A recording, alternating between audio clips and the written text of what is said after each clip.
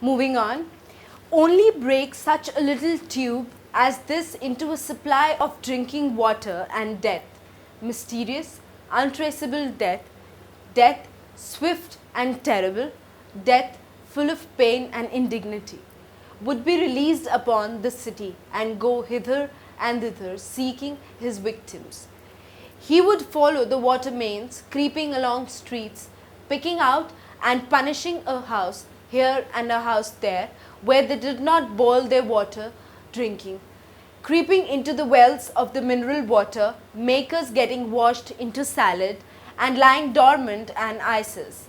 He would wait ready to be drunk in the horse troughs and by unwary children in the public fountains. He would soak into the soil to reaper in springs and wells and 1,000 unexpected places. Once start him at the water supply, and before we could ring him in and catch him again, he would have decimated the metropolis.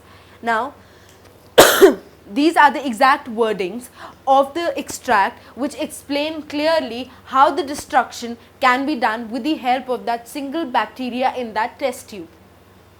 It says entirely that is untraceable death, death full of pain and indignity, and it will maximum of it victims here and there and everywhere. It will be there on the water mains, creeping along streets, houses, people who actually do not boil their water before drinking, and in the mineral water reservoirs and get washed into salads again.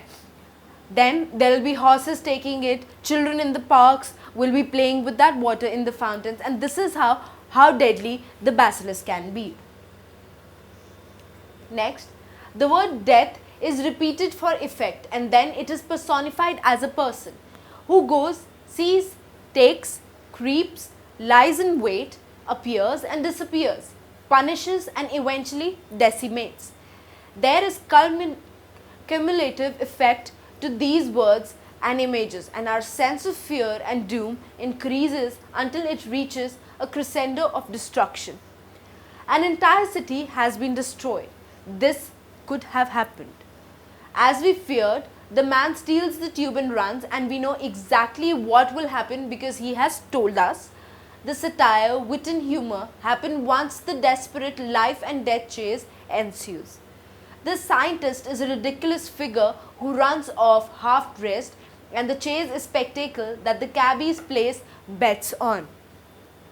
We are horrified that the tube breaks, unleashing destruction, until we discover it was not cholera and the man is likely to turn blue like a monkey.